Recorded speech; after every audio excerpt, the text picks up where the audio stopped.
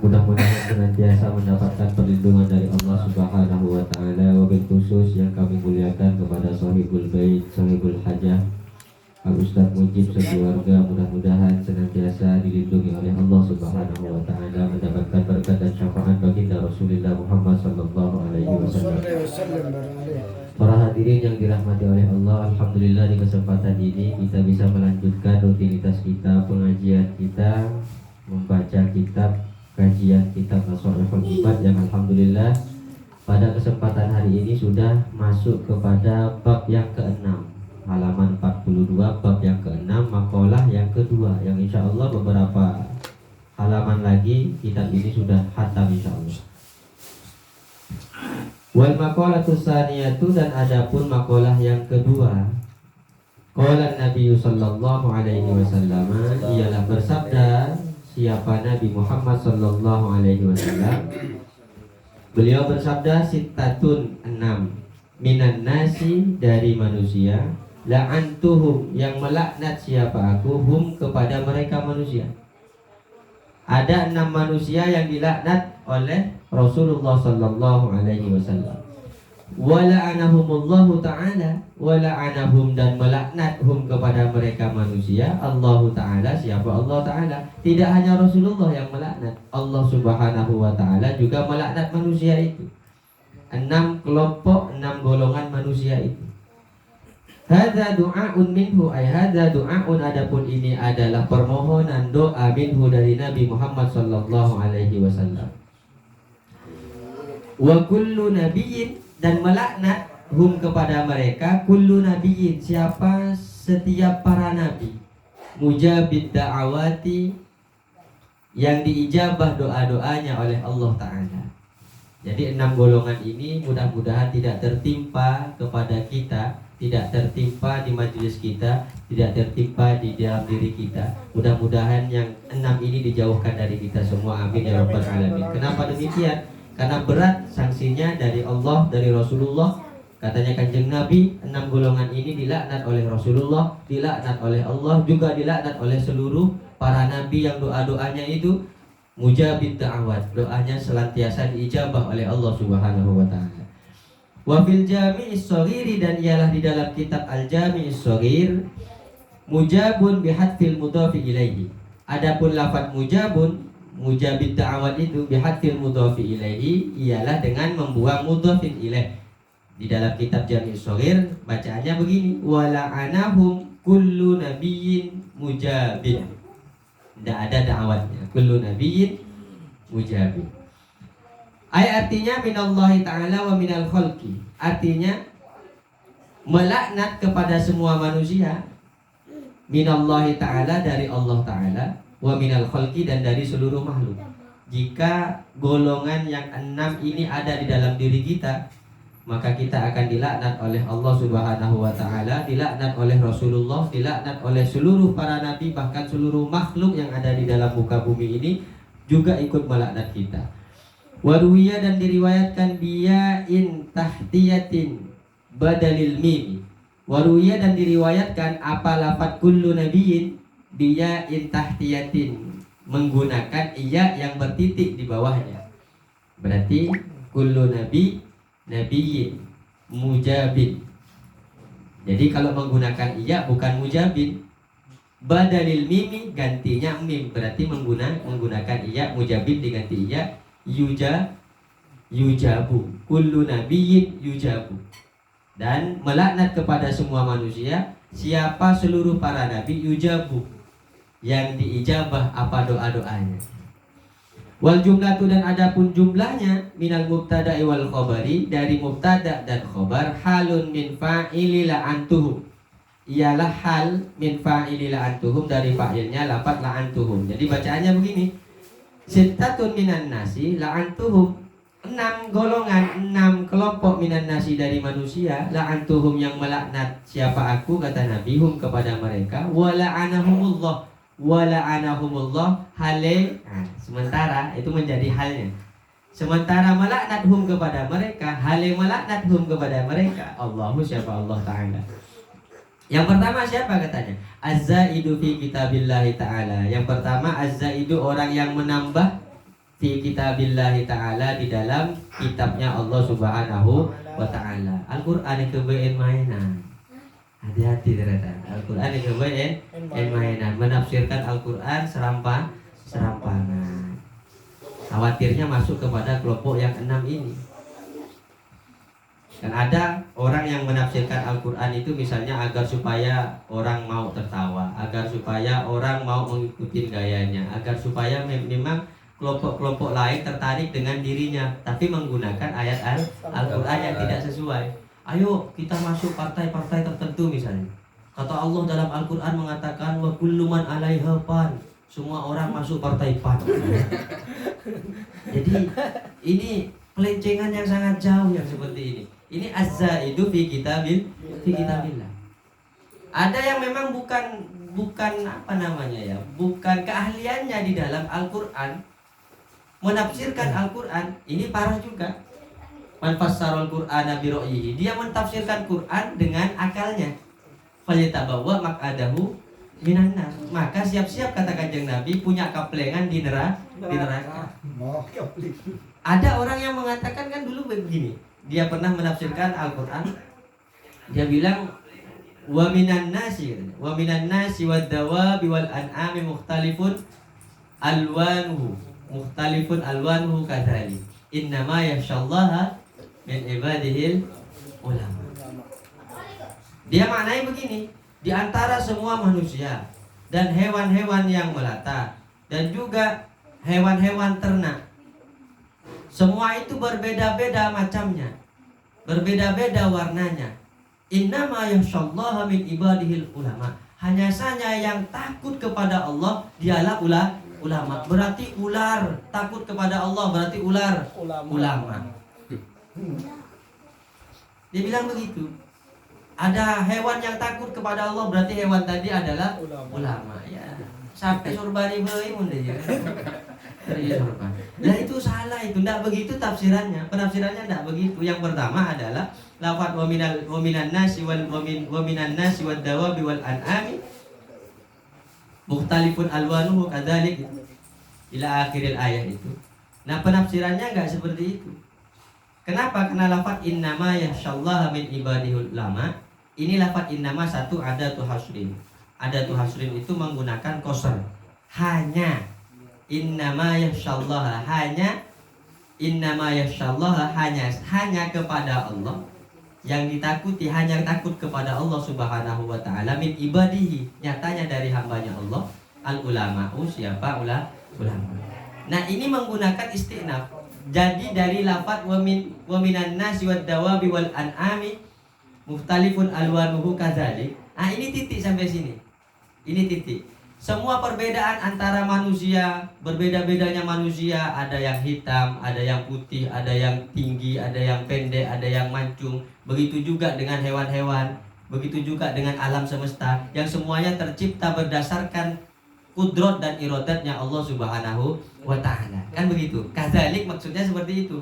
Seperti itu, kadzalik adalah seperti kekuasaan yang diciptakan oleh Allah Subhanahu wa ta'ala. Betul-betul kekuasaan Allah Subhanahu wa ta'ala. Nah kemudian titik sampai situ.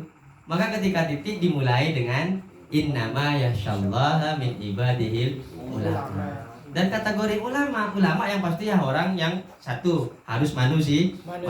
Yang kedua ia berakal. Yang ketiga berilmu. Maka tidak bisa kategorinya masuk hewan-hewan tadi kan. Jadi tafsirannya jauh sekali. Nah berbicara az-zaidu fi kitabillahi ta'ala ditafsiri ay artinya man yudkhilu fihi ma laysa minhu. Ay artinya man orang yudkhilu yang memasukkan fihi, yang memasukkan siapa man fihi di dalam Al-Qur'an, memasukkan ma kepada sesuatu laisa yang tidak ada minhu dari ma, yang tidak ada siapa man minhu dari Al-Qur'an. Laisa yang tidak ada apa ma minhu dari Al-Quran. Jadi yang bukan Al-Quran dibuat-buat Al-Quran. Yang tidak ada di dalam Al-Quran diadakan.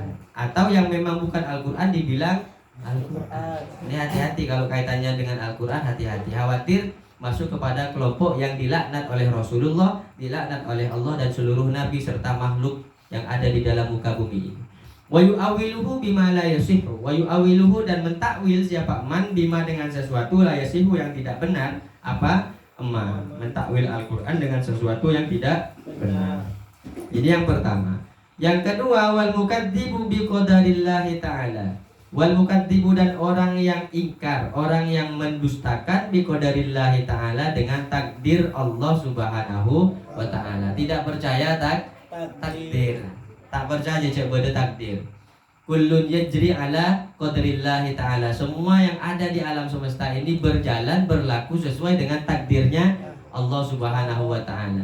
Kita ada di tempat ini ditakdirkan oleh Allah Subhanahu wa ta'ala. Berkumpul di majelis ini juga berdasarkan takdirnya Allah Subhanahu wa ta'ala. Jadi kalau tidak percaya takdir, masuk kategori dilaknat oleh Rasulullah, dilaknat oleh Allah, dilaknat oleh seluruh para nabi serta seluruh para makhluk yang ada di muka bumi ini. Wahwa, dan adapun takdir ta'alluqul iradatid dzatiyati adalah kaitannya kehendak Allah bil asya'i dengan sesuatu fi awqatiha di dalam waktu-waktunya asya al khassati yang tertentu. Jadi semuanya sudah ditentukan di zaman azali oleh Allah Subhanahu wa ta'ala.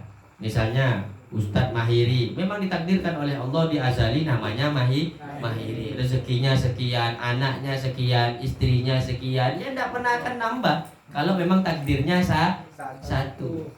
Kalau takdirnya dua, tidak usah dicari, duduk-duduk dapat WA. Kalau berani. Masih di belakangnya kan. Ini takdir. Nama takdir ke boleh lah. Ya cak kikirkan kau le ada takdir Allah le. Kau saya sekolah tak mau le menduakan kaki le. Tapi karena Allah catatannya sudah mentakdirkan saya le. Mulia jobel. Fata'liqu kulli halin, maka adapun hubungannya setiap keadaan min ahwalil a'yani, dari beberapa keadaan beberapa benda bizamanin muayyanin dengan waktu yang tertentu, wasababin muayyanin, dan juga sebab-sebab yang tertentu, ibaratun anil qadari, adalah sebuah ungkapan anil qadari dari takdir. Dari kita bertemunya dengan seseorang di waktu yang tertentu, di tempat-tempat yang tertentu, yaitu takdirnya Allah. Ini yang kedua, tidak percaya dengan takdir Allah maka akan dilaknat. Yang ketiga, wal mutasallitu bil jabaruti. Wal mutasallitu, dan penguasa bil jabaruti yang mentang-mentang. Penguasa yang mentang-mentang. Penguasa yang sekarang betibi. Penguasa yang arogan. Bifat hilbai, dengan fathanya ba. Ai artinya bil kibari wal qahri. Penguasa bil kibari dengan sifat yang sombong, wal qahri, dan memaksakan kehendak. Ini kategorinya penguasa ya. Kita juga penguasa. Penguasa paling tidak untuk diri kita sendiri. Di rumah tangga penguasa untuk keluarga. Di sekolah penguasa kepala sekolah, berarti kan di kelas semuanya punya jabatan. Hati-hati. Mulai sekarang bertibi tak temu karona mau-maunya sendiri, maka masuk kategori yang 6 perkara yang dilaknat oleh Allah dan Rasulnya ini. Maka kategorinya atau sifatnya bagaimana? Penguasa yang senantiasa mentang-mentang dengan sifat sombong dan keinginannya. Fayu'izzu bizalika man azallahu Allah ta'ala wa hum ahlul batil. Fayu'izzu, maka akan memuliakan siapa penguasa, bizalika, dengan kekuasaannya, man, kepada orang, azallahu Allah ta'ala, yang telah menghinakan hu, kepada man Allah ta'ala, siapa Allah ta'ala, wa hum, dan adapun eman ahlul batili adalah orang-orang yang batil. Begini, kalau dia punya kekuasaan yang memang dengan penguasaannya dia merasa bisa dengan segalanya, sekarang PDW, mau-maunya sendiri, maka dia akan menempatkan seseorang yang memang sebenarnya dia tidak layak untuk mendapatkan jabatan dan derajat yang tinggi. Contohnya mantan pembunuh, contohnya mantan narkoba, contohnya dia punya cacat secara hukum. Tapi karena dia penguasa, dia punya segala-galanya, disimpan walaupun tidak lulus ujian, disimpan walaupun tidak lulus di pengadilan. Ini contoh sebagai mutasallit bil jabarut. menempatkan orang yang dihinakan oleh Allah, ahlul batil, dimuliakan oleh dirinya, diangkat oleh dirinya. Dan sebaliknya, wa yudhillu man a'azzahu Allah taala, wa yudhillu dan menghinakan siapa penguasa man kepada orang a'azzahu Allah taala yang telah memuliakan kepada umat Allahu siapa Allah taala, wahum dan adapun man ahlul haqqi adalah orang-orang yang orang-orang yang benar. Misalnya dia alim, misalnya dia secara syarat, misalnya syarat kepemerintahan semuanya mencukupi. Seharusnya jabatannya ini bagus, jabatannya tinggi, tapi malah jabatannya hanya sebagai pelayan di kantor, tukang OB lah bahasanya, tukang bersih-bersih di kantor. Padahal nih misalnya seorang ulama misalnya, ini kan orang yang dimuliakan oleh Allah. Tapi karena dia tak punya kekuasaan, orang lain yang punya jabatan semena-mena sehingga menempatkan dirinya di paling bawah. Maka jadilah orang yang baik. Bagaimana orang yang baik? Mampu menempatkan diri sendiri dan orang lain. Sekiranya orang tadi itu memang layak untuk ditempatkan di tempat yang baik, kita tempatkan. Dan sebaliknya cerdek maka ada ternyata mun beabek tak layak ya cerdek romo wah beda ya ada masjid melulu kan, wah mix ya rocker melulu. Takbir mereng. Wa qawluhu fayu'izzu bil fa'i, dan adapun perkataannya musannif fayu'izzu ialah lafaz fayu'izzu bil fa'i menggunakan fa'at atfu tafsirin, ialah atof tafsir, atof yang menjelaskan. Wa fi nuswatin bil lami, dan di dalam sebagian naskah yang lain bil lami menggunakan lam, liyu'izza, di kitab yang lain menggunakan lam. Kemudian yang keempat ya, yang keempat wal mustahillu li haramillahi ta'ala, wal mustahillu dan orang yang menganggap halal li haramillahi ta'ala terhadap perkara-perkara yang diharamkan oleh Allah Subhanahu wa taala. Bi fathil ha'i war ra'i, dengan fathanya ha war ra'i dan ra. Maksudnya bagaimana? Ai artinya harami Makkah, di tanah haram kota Makkah. Artinya orang yang sangat dilaknat oleh Allah Subhanahu wa taala melakukan perbuatan-perbuatan yang diharamkan oleh Allah justru di tempat-tempat yang sangat dimuliakan oleh Allah. Paham ya? Misalnya di Mekah buah-buahan, Mekah minuman, atau masjid main judi, atau masjid pun teleponan ben cewek, telepon-teleponan dengan yang bukan mahram, yang di luar kadar kebutuhan, mesra-mesraan lah di dalam masjid. Ini dilaknat oleh Allah. Maksudnya seperti itu. Wa huwa man fa'ala fil harami ma yahrumu fi'luhu. Wa huwa, dan adapun mustahillu li haramillah, man adalah orang fa'ala yang melakukan siapa man fil harami, di tanah haram, di Mekah, melakukan ma kepada sesuatu yahrumu yang haram fi'luhu, apa melakukan ma. Seperti tadi, misalnya judi, misalnya minum-minuman di Mekah atau di masjid. Kemudian yang berapa? Kelima ya. Yang kelima wal mustahillu min itrati, wal mustahillu dan orang yang menghalalkan min itrati, dari keturunanku, kata Nabi. Ai artinya dzurriyyati wa qarabati.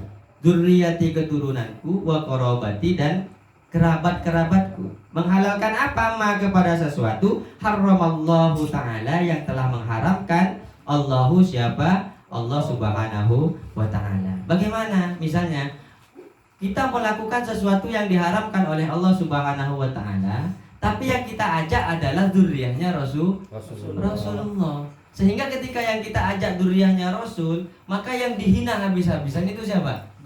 Dzurriyyahnya Rasul. Ya, yang tidak terima adalah kakeknya. Yang tidak terima adalah kakeknya. Maka dikatakan di sini wa huwa man fa'ala fi dzurriyyati Rasulillah sallallahu alaihi wasallam, wa huwa adapun mustahil min itrati, man adalah orang fa'ala yang melakukan siapa man fi dzurriyyati Rasulillah sallallahu alaihi wasallam, kepada keturunan Rasulullah sallallahu alaihi wasallam. Atau bisa saja dimaknai wal mustahillu min itrati ma harramallahu, adalah orang-orang yang memang melakukan kezaliman kepada dzurriyyahnya Rasulullah sallallahu alaihi wasallam, Melakukan ma kepada sesuatu yahrumu fi'luhu minal ma'asi, yang haram fi'luhu apa melakukan ma minal ma'asi dari beberapa maksiat, wazalimi dan kezaliman. Nah, maka bahasa yang pas lah mungkin untuk kita bahasakan dengan pembahasan wal mustahilu min itsrati, orang-orang yang memang mengajak keburukan-keburukan terhadap dzurriyyahnya Rasulullah Shallallahu Alaihi Wasallam dengan cara misalnya ya menzoliminya, mengajaknya kepada perbuatan-perbuatan maksiat. Ya terlebih misalnya ya yang saat ini ya saya ingin mengingatkan saja lah untuk saya pribadi dan juga untuk para kawan-kawan sahabat-sahabat yang satu frekuensi dengan saya, agar tidak terjebak dengan diskusi-diskusi yang terlalu melebar membahas tentang dzurriyyah nasab dari Gusti Rasulullah Muhammad Sallallahu Alaihi Wasallam. Tidak perlu terjebak dengan itulah. Biarkan saja yang membahas silahkan mereka-mereka yang kita angkat tangan saja. Kita tidak perlu ikut. Karena malu kalau kita ikut itu pun untuk apa itu maksudnya.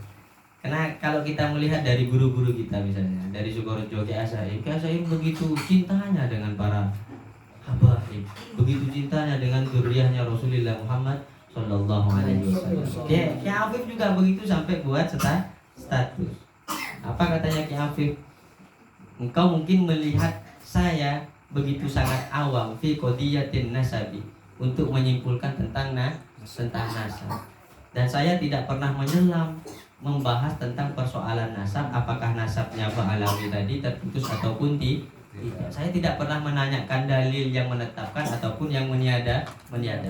Tapi saya senantiasa akan bertanya kepada guru-guru kita dari para ulama, orang-orang NU katanya.